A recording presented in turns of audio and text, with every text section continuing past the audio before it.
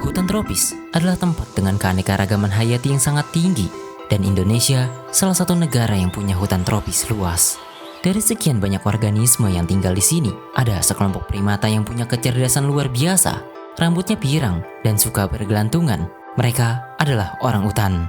Alasan dinamakan demikian karena mereka mirip manusia, tapi tinggalnya di dalam hutan. Orangutan hanya ditemukan di 2 pulau, yaitu Sumatera dan Kalimantan. Mereka hidup di hutan-hutan lebat di 2 pulau itu. Tapi kenapa? Kenapa orangutan hanya ada di sini?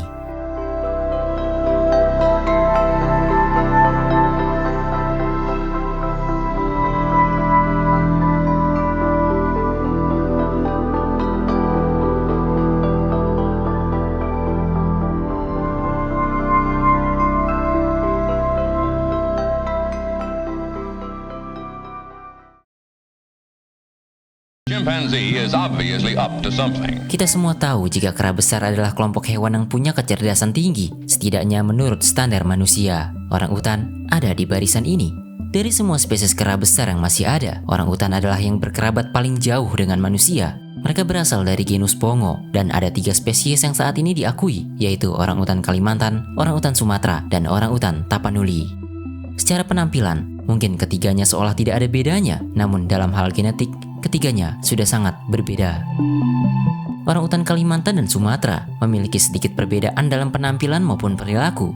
Keduanya sama-sama berbulu panjang berwarna kemerahan, tetapi orangutan Sumatera memiliki rambut yang lebih terang. Dari segi sosial, orangutan Sumatera cenderung memiliki ikatan lebih erat dibandingkan kerabatnya di Kalimantan. Sementara itu, orangutan Kalimantan lebih sering turun ke tanah untuk bergerak.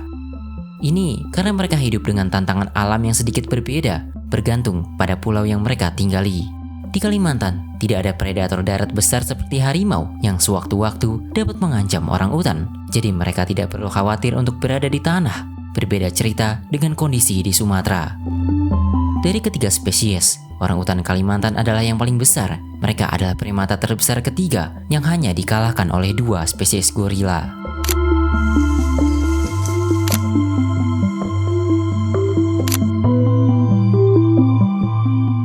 Ketiga spesies orangutan termasuk ke dalam daftar terancam punah, dan dari ketiganya, orangutan Tapanuli adalah yang paling mengkhawatirkan. Ada sekitar 800 individu dari spesies ini, membuatnya menjadi salah satu kera besar yang paling terancam punah di dunia. Mari kita kembali ke pertanyaan awal. Kenapa orangutan hanya ada di Sumatera dan Kalimantan? Apa yang membuat 2 pulau ini cocok untuk mereka tinggali? Atau jangan-jangan di masa lalu orangutan pernah ada di tempat lain?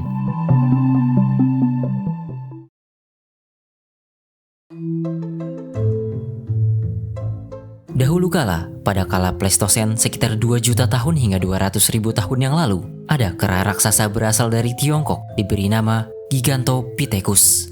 Kemungkinan mereka juga ditemukan di Vietnam, Thailand, dan Indonesia, meskipun buktinya kurang meyakinkan. Biasanya mereka digambarkan seperti orangutan versi raksasa. Ada penelitian yang memperkirakan tingginya mencapai 3 meter dan beratnya mencapai 300 kg. Berbagai rekonstruksi juga menampilkan rupanya yang sangat mirip orangutan. Akhirnya, banyak yang juga mengira demikian. Namun sejatinya, taksonomi tidak berkata hal yang sama. Gigantopithecus memang masih berkerabat dengan orangutan, tapi mereka bukan orangutan, karena sebutan orangutan merujuk kepada kera dalam genus Pongo, seperti yang sebelumnya dijelaskan. Sementara Gigantopithecus punya genus tersendiri, yaitu Gigantopithecus. Sebagai kerabat orangutan, Gigantopithecus tergabung dalam subfamili Ponginae. Mereka cuma salah satunya, setidaknya pernah ada 8 genus yang tercatat menghuni Asia. Tapi kita jangan buru-buru untuk balik ke masa sekarang, karena untuk mengetahui misteri ini, kita masih harus mencari tahu apa yang ada di masa lalu. Ternyata, dulu orangutan gak cuma ada di Kalimantan dan Sumatera. Genus Pongo pernah tersebar bahkan sampai di berbagai tempat di Asia. Tapi dari mana buktinya? Tentu saja dari catatan fosil. Kita mulai cerita ini dari Tiongkok, terutama bagian selatan negara ini. Karena ada lebih dari 30 situs fosil di Tiongkok Selatan telah ditemukan ribuan fosil gigi orangutan, terutama di Guangxi, Guangdong, Yunnan, Guizhou, dan Pulau Hainan. Selain itu, di sini merupakan tempat di mana fosil tertua sejauh ini dari orangutan ditemukan. Beberapa bahkan ditemukan di situs yang sama dengan Gigantopithecus. Artinya, ada kemungkinan kedua kera besar ini pernah hidup berdampingan. Ini bukanlah hal baru di Tiongkok, karena sejak tahun 1930-an, fosil orang-utan telah diketahui dari situs-situs goa Pleistosen di Tiongkok Selatan. Beberapa bahkan dibeli dari pasar obat tradisional. Salah satunya yang dideskripsikan oleh Gustav Heinrich, orang yang juga mendeskripsikan harimau ngandong di video sebelumnya. Tapi, dari mana ilmuwan tahu jika itu adalah fosil orang-utan? Jawabannya, karena ilmuwan sudah punya cara untuk mengenal ciri anatomi suatu spesies. Mereka sudah mengerti jika fosil ini milik taksa tertentu. Ditambah, mudah saja untuk membandingkannya dengan spesies yang masih hidup. Jadi, mereka bisa membedakan mana orangutan dan mana spesies kera lain seperti Gigantopithecus. Walaupun, terkadang ada kendala jika fosilnya terlalu sedikit atau terfragmentasi. Fosil orangutan tertua sendiri ada di rentang usia 2 juta hingga 1 juta tahun. Artinya, mereka sudah ada sejak kala Pleistosen awal. Fosil yang paling banyak ditemukan itu berupa gigi. Dari sana, ilmuwan dengan mudah bisa melihat bagaimana ukuran kebanyakan orangutan yang hidup pada kala itu lebih besar dari orangutan yang ada saat ini.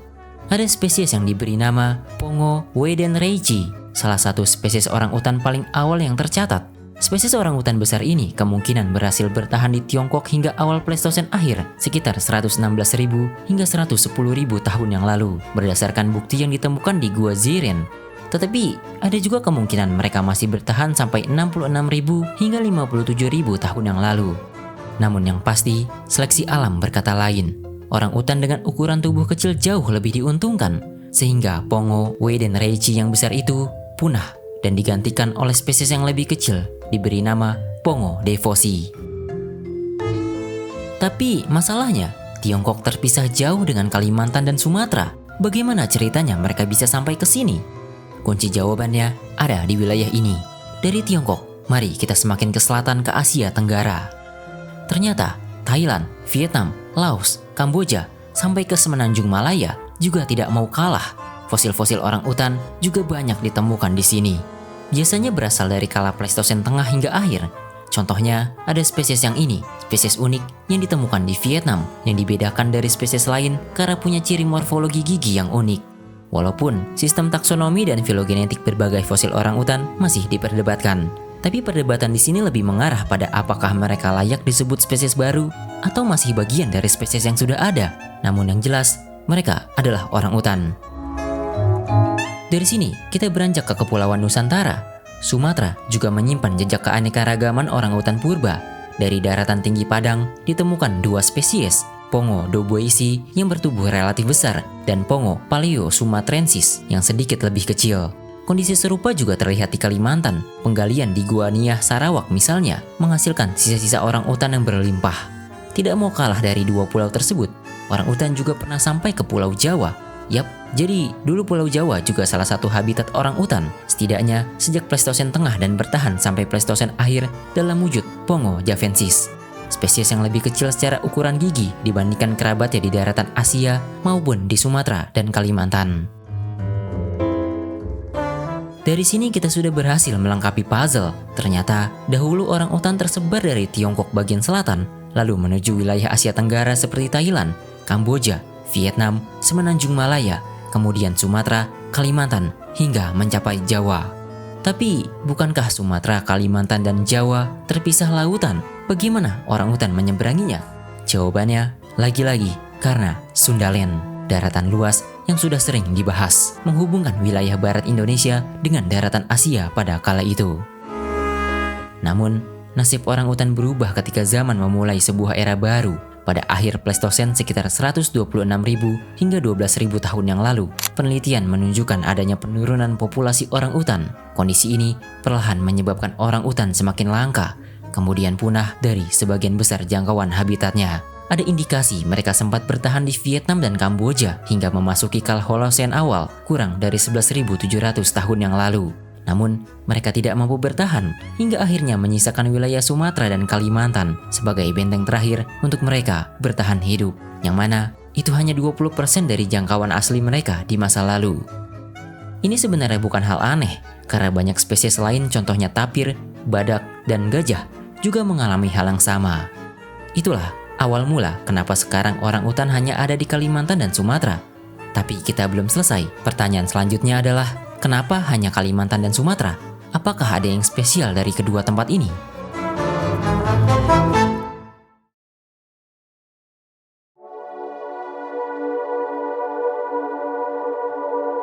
Orang utan menghabiskan sebagian besar waktunya di pohon, bahkan mereka beristirahat di atas pohon. Mereka memiliki lengan yang panjang dan kaki yang pendek secara proporsional, sangat baik digunakan untuk meraih ranting dan cabang. Di atas ini, mereka memakan berbagai buah, sesekali daun, madu, dan serangga. Dari sini, kita tahu sepertinya hutan yang lebat adalah habitat penting bagi orang utan. Itulah jawabannya. Sejak akhir zaman Pleistosen, kisah orang utan mulai berubah drastis. Puncaknya terjadi pada masa glasial terakhir, antara 24.000 hingga 18.000 tahun yang lalu. Kala itu, dunia menjadi jauh lebih dingin dan kering. Hutan hujan tropis yang rapat di Asia Tenggara menyusut drastis, digantikan oleh hamparan sabana terbuka. Di tengah kondisi itu, hanya Kalimantan dan Sumatera yang masih menyisakan hutan yang cocok sebagai tempat perlindungan. Namun, bahkan di sana pun orang utan terisolasi. Pulau-pulau itu dipisahkan oleh koridor sabana kering yang justru menghalangi mereka, memisahkan satu populasi dari yang lain. Di hutan yang tersisa, musim semakin keras, sumber daya makin terbatas. Akhirnya, orang utan punah di sebagian besar wilayah jelajah lamanya, menyisakan hanya segelintir populasi yang cukup beruntung bertahan di Kalimantan dan Sumatera. Ketika keadaan telah membaik, saat hutan kembali meluas di awal era baru bernama Holosen, keadaan sudah berbeda. Sundaland telah tenggelam, laut telah naik, pulau-pulau terpisah oleh air, dan jalan kembali ke habitat lamanya seperti Semenanjung Malaya telah tertutup selamanya.